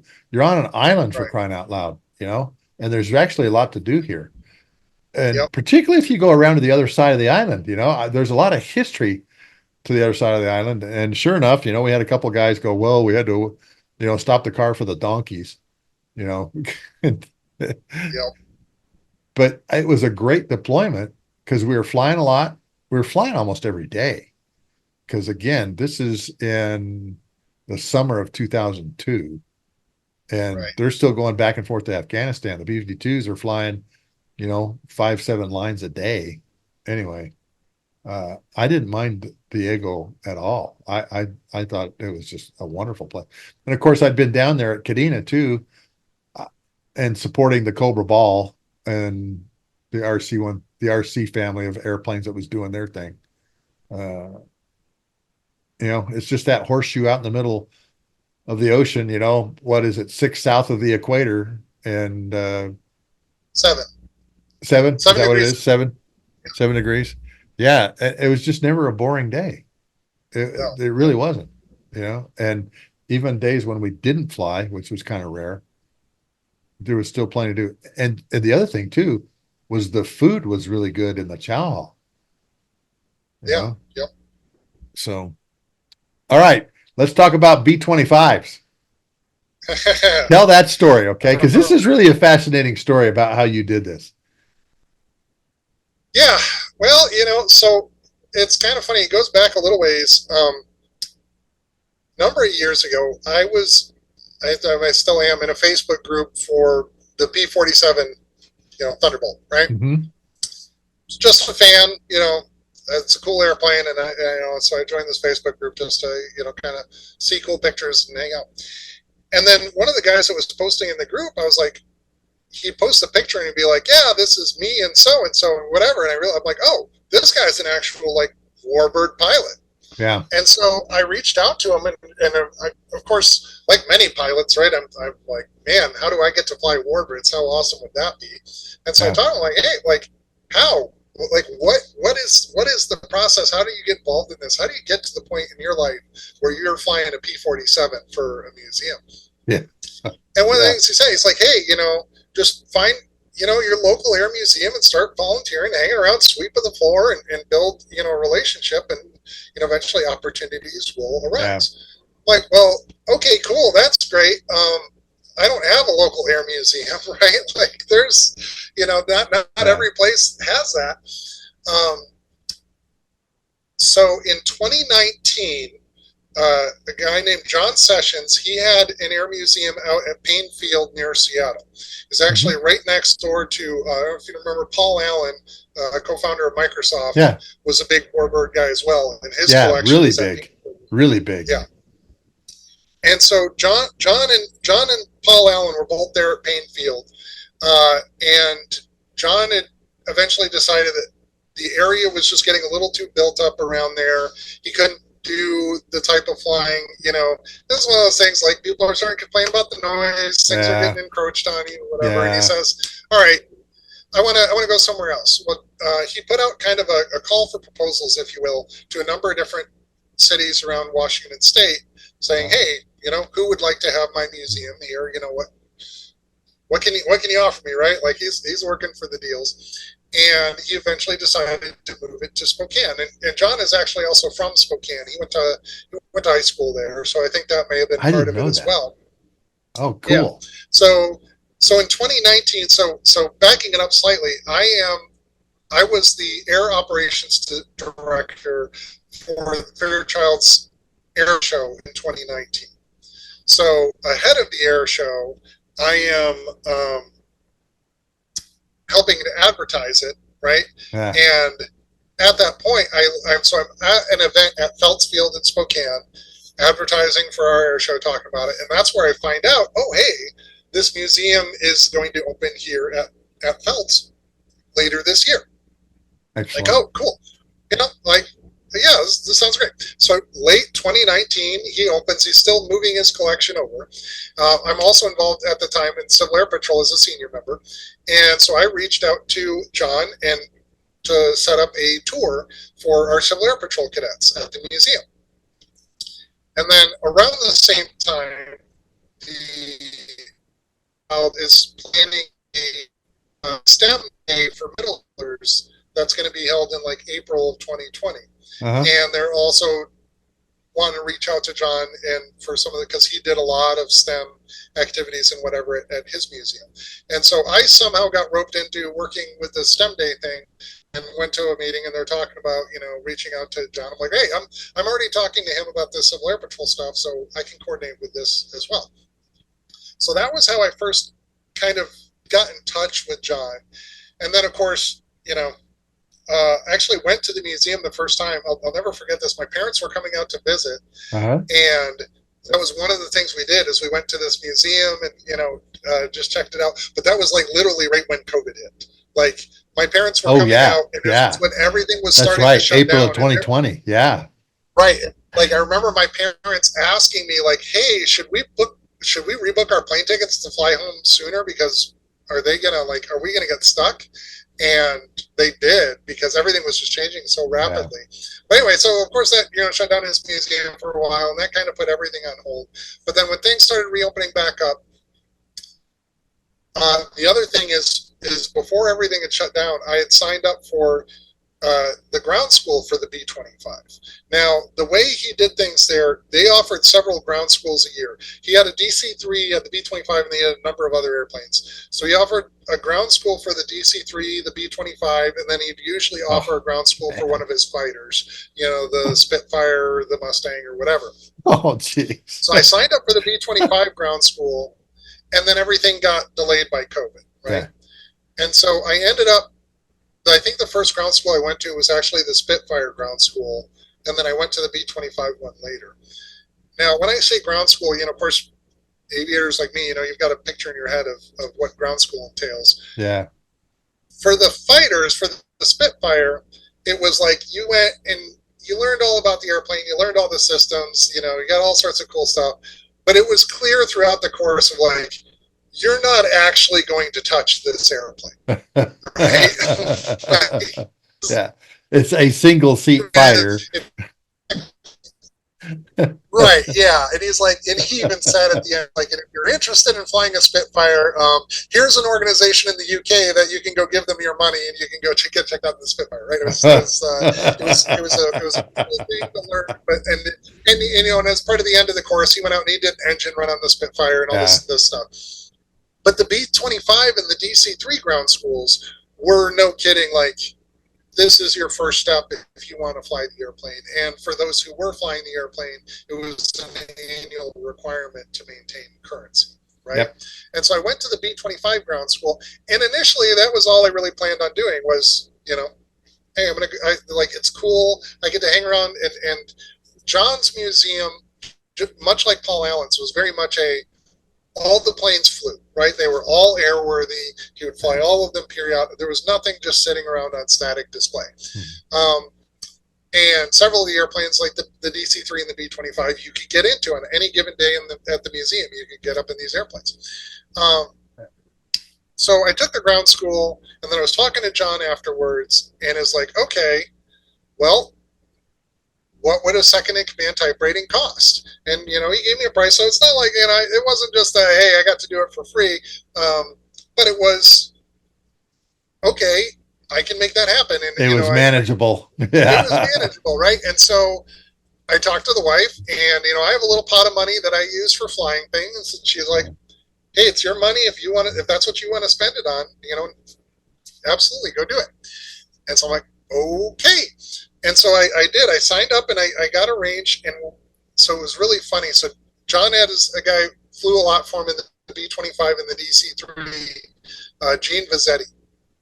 Gene had a lot of experience in the DC-3 and the B-25 flying for John. He'd previously flown, I believe it's static only display now at the Museum of Flight in Seattle, but there's a DC-2 out there.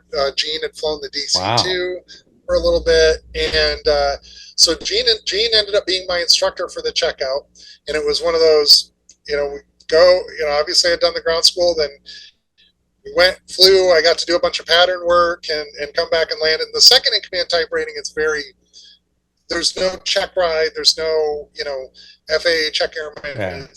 It's just fly with an instructor, they can sign you off on second in command. But when we got flying, Gene and I realized, Gene had gone to Michigan Tech as well. He and I were both Michigan Tech grads. Just happened to run into each other on the opposite side of the country. Yeah. And so I went ahead and I got checked out. And then around the same time, there was a good friend of mine now, Jay Pemberton, who was getting he got his pilot in command checkout in the B-25. And so, but what he had done was he had bought essentially a block of hours from John for his training in the B-25. But then to get his check ride, the B-25 that John had at the time, Grumpy, was certified experimental, which meant Jay couldn't take his check ride in that airplane. He had to go find a certified B-25 to go take his check ride in. Well, that left him with a couple of hours he had already paid for that he hadn't flown yet. So John was like, hey, he's actually the one who kind of introduced me to Jay and put me in touch with him. He's like, next time Jay needs to go, next time he's going to go burn up his hours, you can go along with him, and then you get some more time. And so I did that. Then there was one other time when Jay and I were supposed to fly. It was after Grumpy had just come out of annual, and we were going to go do a maintenance flight on it. And unfortunately, something was still broken. That flight ended up canceling. And so I got a couple, I got a few flights in there. The downside, the thing that kind of was a bummer for me was John had previously done rides on Grumpy under, they call it the living flight history exception, right? Yeah. So a lot of these warbirds that are around, there is a special program to allow them to give rides on them. John's interesting. I didn't know that. So if you call it LFHE, living flight history exemption, and it's essentially, so it's an FAA managed program to allow these warbird operators to be able to sell rides on some of these things. While after I got checked out, John was waiting for approval of his LFHE for Grumpy again. So he wasn't doing rides on it at the time. So the flying opportunities ended up being a lot more limited than I would have liked. And then, obviously he did some other flights as well. But like I said, ultimately, I certainly don't regret doing it. It's an experience of a lifetime. And I've got a couple of YouTube videos, and I can share those with you if you want to, Yeah, please email them to me, okay? Because I would love to clip them in our discussion here. I'll clip them in our discussion, okay? Sure. Yeah. I saw the picture. I saw the picture on your LinkedIn, where somebody's looking from behind you and everything like that. And I'm thinking to myself, because I told you, if I ever had the money, if money was not an object, I'd buy a B-25. I really would. Yeah, same. Because I can take my wife and my family up in it. Everybody thinks P-51, and I get the P-51, the fighter. Yeah, okay, famous. But I would love for my kids to sit in the glass nose of a B-25 when we're down like at 1,000 feet running around, and see what that's like. And that was one of the things. So I brought my middle son is very much, we call him my mini me. He's very interested in aviation, very involved in all that stuff. And so I bring him. So when we were doing the annual, so I helped out on the annual of the B-25 a couple of times. And one year it was like, I was coming out and working. I actually took him out of school and brought him with me one day. It's like, when are you ever going to get this experience again? Exactly. So he's got the experience of wrenching on it, but then also, when we were there, the mechanic had just finished doing some work on John's P-51, and so he did an engine run on that, and then they pushed the P-51 back into the hangar and parked it, and then the mechanic is like, "Hey Ben, hop up in there real quick. I need you to do something for me. I need to show you how to release the gear doors for the whatever." And I mean, like, I've got video of that, and of course, obviously the mechanic could have happily done it himself, but he understood the assignment, as they say. He's like, I got this young impression, like, he gave him the experience of a lifetime to be able to get to sit and become a veteran P-51 and manipulate, control, and then again doing the maintenance on the B-25. And I had him up on the B-25 when we were doing engine runs once, so he's got video from inside doing that. But he was so bummed when we moved away, he had never gotten an opportunity to fly it. So actually this year for his birthday, the Commemorative Air Force had one of their B-25s over here in Richmond selling rides, and we bought him a ride on their B-25. Outstanding. And see, that's something he'll remember the rest of his life. Absolutely. The rest of his life. Right. When I was a kid, we talked earlier about going to air shows as a kid. When I was a kid, my dad bought me and my brother and himself a ride on a Ford Trimotor. It was at the Muskegon Air Fair back then, but the Trimotor was owned by the Kalamazoo Air Zoo. Yeah. They've since stopped flying it, put on static display, but we took my family took a vacation back to Michigan in the summer, and we went there. I remembered exactly which seat I was sitting in. So they had it open to sit in on static display, and I went back and sat in the seat that I had sat in back as a kid, of that exact same Trimotor. I went to Oshkosh. I was working at Rockwell Collins in Iowa, so Oshkosh wasn't that far of a drive. And I think there was 2 Trimotors that were taking people up for a half hour. They weren't charging a lot of money. It was like only $100 or something like that. It wasn't very much at all. And they go fly for a half hour. Yep. And we actually did that shortly before we moved from California. We did a Trimotor ride with the kids there. And the EAA, their ticket prices for that are very, very reasonable. Yeah. My buddy Jay has actually flown the Trimotor for the EAA as well. He's got a lot of experiences that I'm extremely jealous of. But yeah, so anyway, long story short, with the B-25, I mean, I agree. It's one of those things, like, if I ever win the lottery, I won't tell anyone, but there will be signs. When I show up with a B-25, like, that's, okay, Brian won the lotto. Yeah. But the other reason, so I kind of talked earlier, like, so obviously I love the experience, and I hope to one day build upon that. And I mentioned to you, earlier in text, so actually my commander, Matt Coleman, when I was at Fairchild, he's family friends with the Doolittle Raiders. In fact, he's now on the board of the Doolittle Raider Association. So he has a lot of connections. And in fact, Sergeant Thatcher, so how the Doolittle Raiders did, they got together every year for their toast. Well, the idea was always, when there was 2 of them left, they were going to have their final toast open the bottle of Hennessy and have Yeah. their final toast. Yeah. Well, they were all getting so far up in years that I was like, two of us might not make it to next year. So they actually did the final toast when there were still four of them, right? And they did that at I believe, at Dayton. Mhm. And then Yeah, right, the Pat. next year, they're like, yeah. And so the next year, they're like, well, there's still several alive. What do we do? They ended up doing individual toast sessions at various places. Yeah. Sergeant Thatcher, who was the engineer gunner on the Rusted Duck, lived in Montana, and he was good friends with Colonel Coleman. So they arranged, he came out to Fairchild Air Force Base, and I got to be there. They did a whole big ceremony. There were like 300 of us there. I got to toast with Sergeant Thatcher, and not only that, I was the flight commander of training, as I mentioned at the time, which we had the simulators. They put him up in one of the KC-135 simulators and retraced the route of the raid and everything in the sim. Oh, But how then the next cool thing would that they did, be? Yeah, and so my commander got to do that with him. But then the next thing they did is we have the boom operator sim there as well, right? And so he was there with his family, some of his family, and actually some company reps from Hennessy who were like paying for a lot of this stuff. So we got a lot of them in the boom operator sim. Well, of course, he's an older guy, and you know how it is. They're crawling down, laying down the pod. He said, you know what? That's great. Y'all have fun.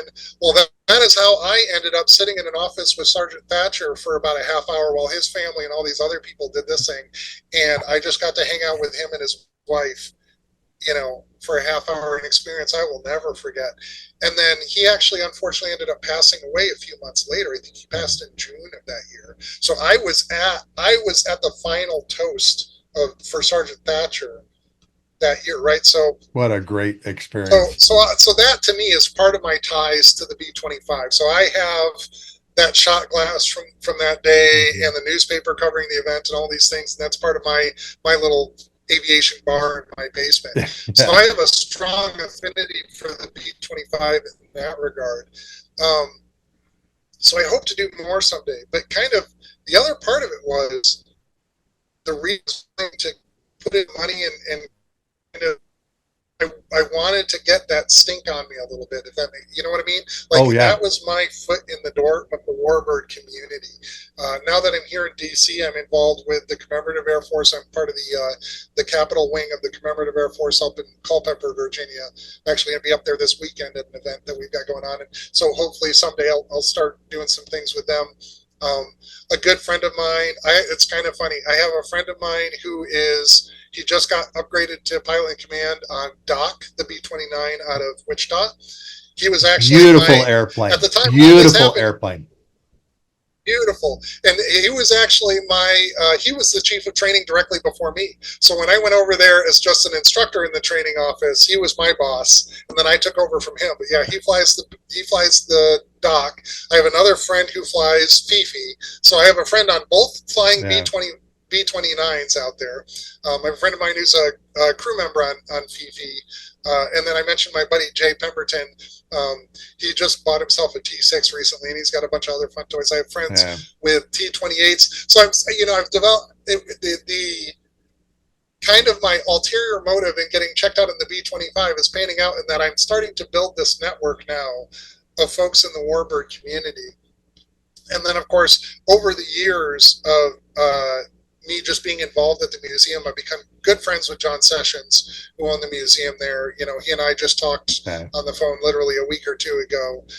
And a fascinating individual. Like I said, he actually bought, we talked about the MiG-29 earlier. So he bought that MiG-29 from Ukraine back in the day and imported it to the States. Got it all up to snuff. I think put Western Avionics in it.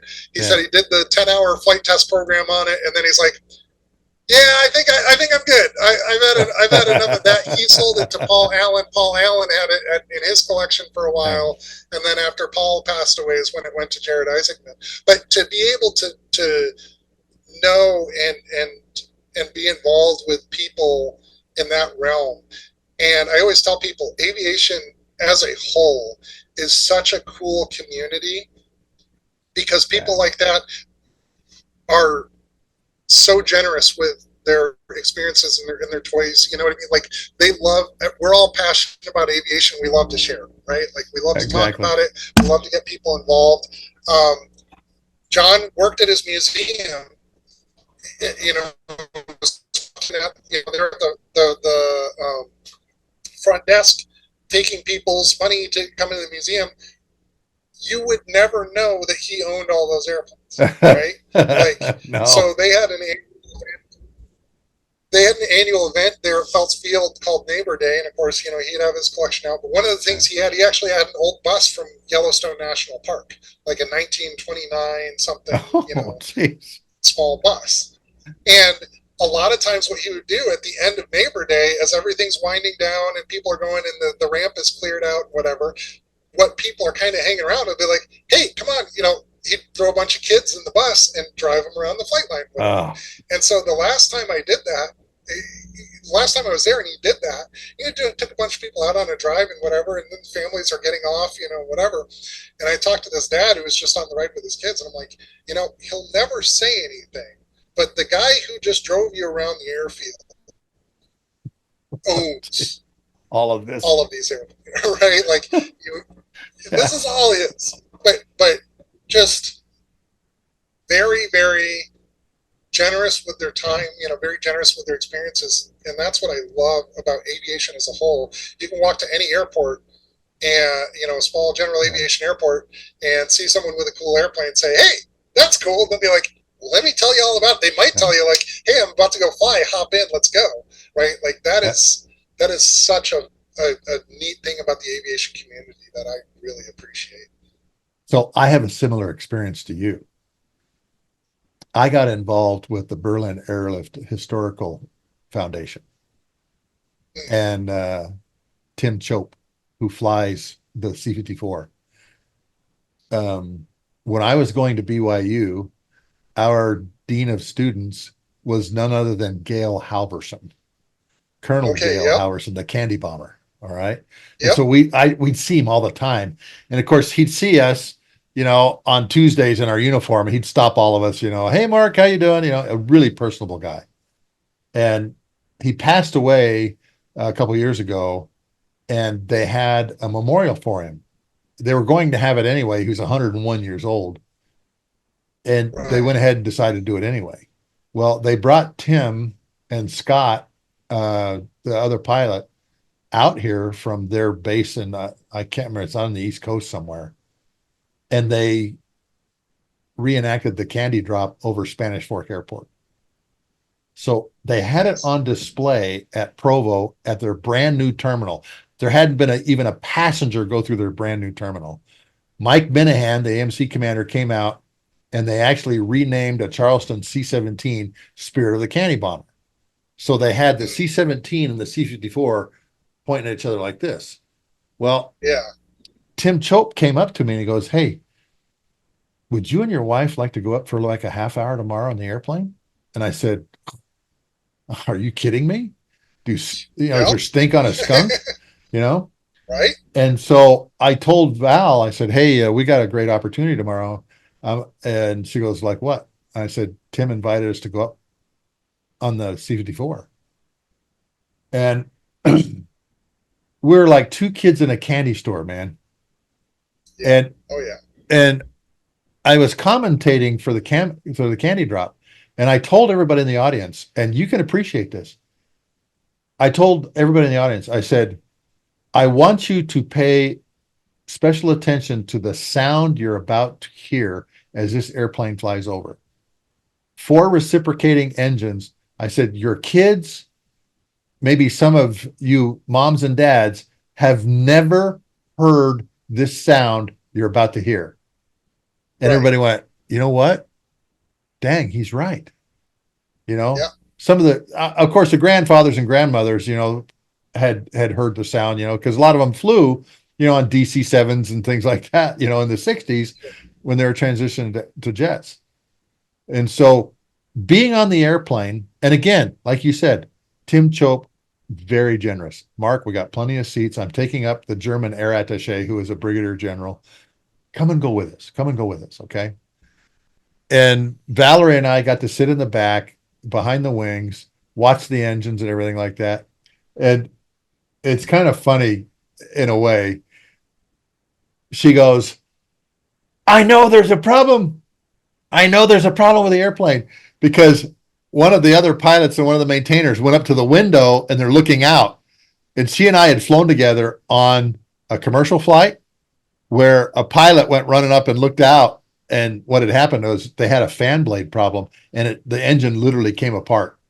And you could hear the compressor stalls and everything like that. And of course, silly me, I'm commentating that to her. I said, "Oh, you feel that in the floor? You can feel the compressor stall." And she said, "I'm not flying with you ever again. I'm not flying with you ever again." You know, but we got to go up, and what happened was the left main gear didn't come down, and so all he did was recycle the gear. They brought it down, and they got on the ground, inspected it, and it just needed the uplock thing just needed a little more grease and everything. Sure. But for about 40 minutes, we got to fly around Provo Valley at like 1,200 feet in a C-54. And it was just fabulous, man. And you think about the history of the Berlin airlift. Oh, and we had a Berlin airlift veteran on the airplane too. Okay. He was 94 years old and had been a pilot on C-54s flying in the Berlin airlift, and he was on the airplane too. But like you said, these guys are very generous. They love talking about their airplane, and it was an experience you never forget. And I think it's because of the sounds you hear, and of course, the hydraulic pumps, you can hear them when they're going off and they're doing their thing in older airplanes. And she goes like, "What's that sound?" And again, I tell people you fly with your five senses. You really do. And she's sitting in the airplane. She's going, "What's that sound? What's that sound? What are they doing now?" and everything.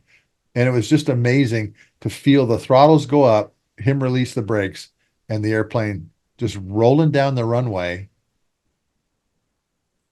Brian, it put a lump in my throat, to tell you the truth. It really did. I'm sure. The first time, and I'm like going, "Holy smokes, man. Not only am I getting to experience this, my wife's getting to experience it too." It was just fabulous.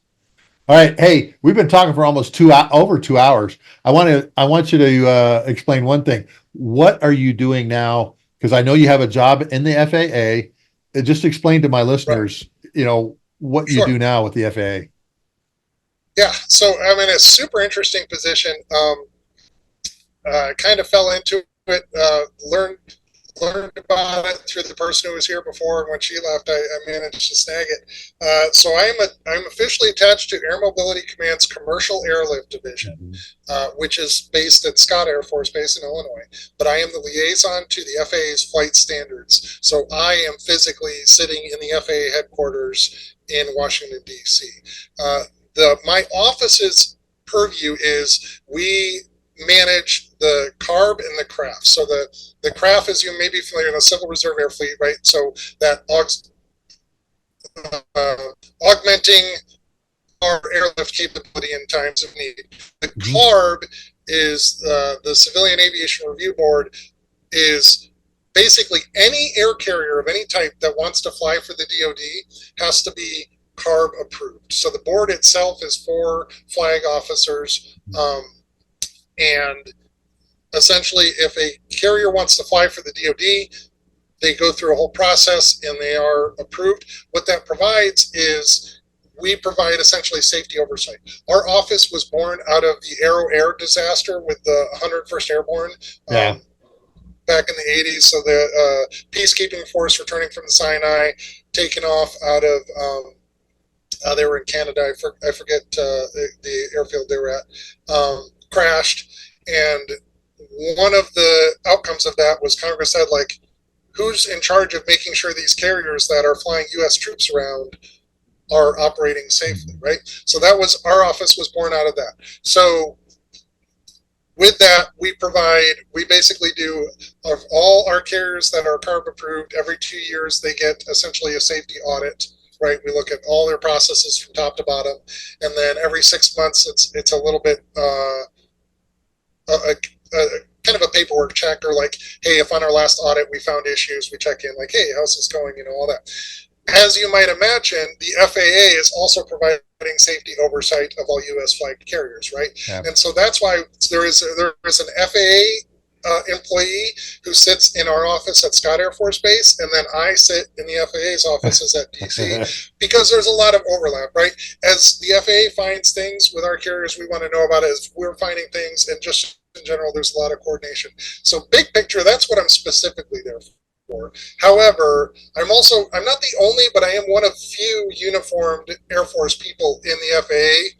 So as I walk around the FAA, people are like, hey, Air Force guy, I have Air Force question, right? Or as Air Force people learn that I'm at the FAA, they're like, hey, FAA guy, I got an FAA question. I help out as my schedule allows, right? Yeah. So I do field a lot of questions that aren't really related to what I do, but I can point people in the right direction.